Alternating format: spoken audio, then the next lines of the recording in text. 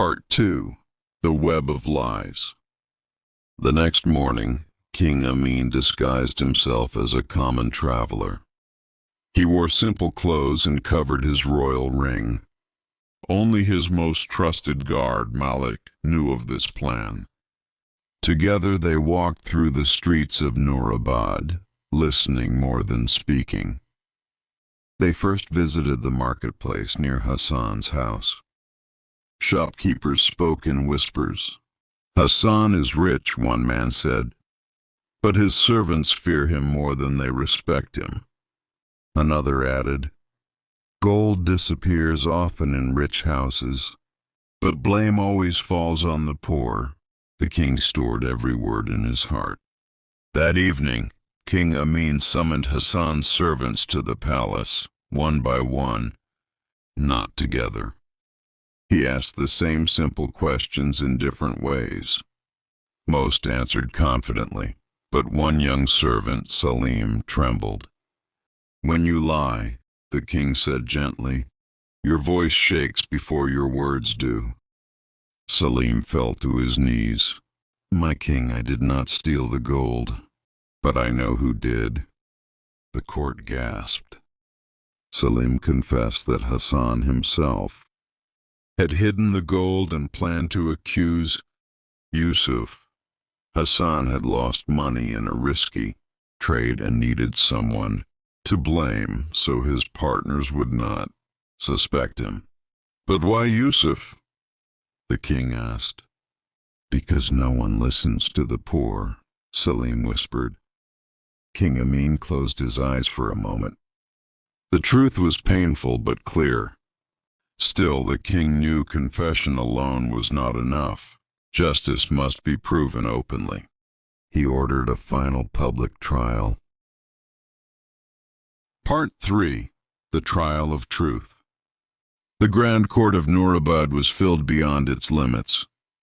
Rich merchants, poor laborers, scholars, and travelers all gathered to witness the king's judgment. Hassan stood proudly, unaware that his lies were already unraveling. King Amin spoke loudly so all could hear. "Today truth itself will speak." He ordered 2 identical chests to be brought forward. One contained the pouch of gold. The other was empty. "Hassan," the king said, "you claim this gold was stolen. Yusuf, you claim innocence." The king turned to Hassan. "Swear upon what you love most that you speak the truth." Hassan placed his hand on his wealth ledger without hesitation. Then the king turned to Yusuf. "Swear upon what you love most." Yusuf placed his hand on his children's heads.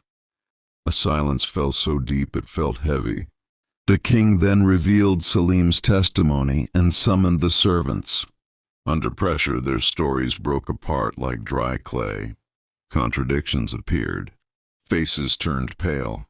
Finally, the king ordered Hassan to open the chest he claimed held his gold. His hands shook. The chest was empty. The second chest was opened by Yusuf. Inside lay the pouch of gold. Hassan collapsed to the floor, his lies exposed before all. King Amin rose. "Truth does not need power," he declared. "It needs patience." Hassan was punished for false accusation and deception. Yusuf was rewarded and honored publicly. The people of Nurabad learned a lesson they never forgot. Truth may walk slowly, but it always arrives. Part 4. The King's Legacy. The court of Nurabad remained silent long after Hassan's guilt was revealed. No cheers rose, no angry shouts followed. King Amin had taught his people that justice was not entertainment, it was responsibility. Hassan was stripped of his titles and wealth taken. From his unfair gains was returned to the treasury. A portion was given to the poor of Nurabad, and another to Yusuf. Not as charity, but as honor. Yusuf stood before the king, tears in his eyes. "My king," he said, "you did not only save my name, you saved my children's future." King Amin placed his hand on Yusuf's shoulder. "Remember this," he said softly. "Truth protected you today. Protect it tomorrow." Yusuf was later appointed head carpenter of the city, trusted to oversee public works. The poor saw hope in his rise, and the rich learned humility from Hassan's fall. Salim, the servant who spoke the truth, was freed from fear and given honest work in the palace. The king knew that courage must be rewarded, or it would disappear from the world.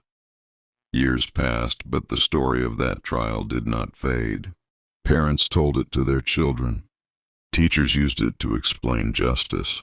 Travelers carried it beyond borders. When King Amin grew old, he gathered his advisors and said, "A kingdom does not survive by walls or weapons.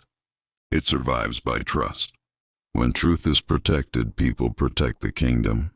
When he finally passed away, the people of Nurabad lit lamps across the city, not in mourning, but in gratitude. They believed his spirit lived on in every fair judgment. Final moral: truth is the strongest power in the world. Lies may rise quickly, but only truth can stand forever.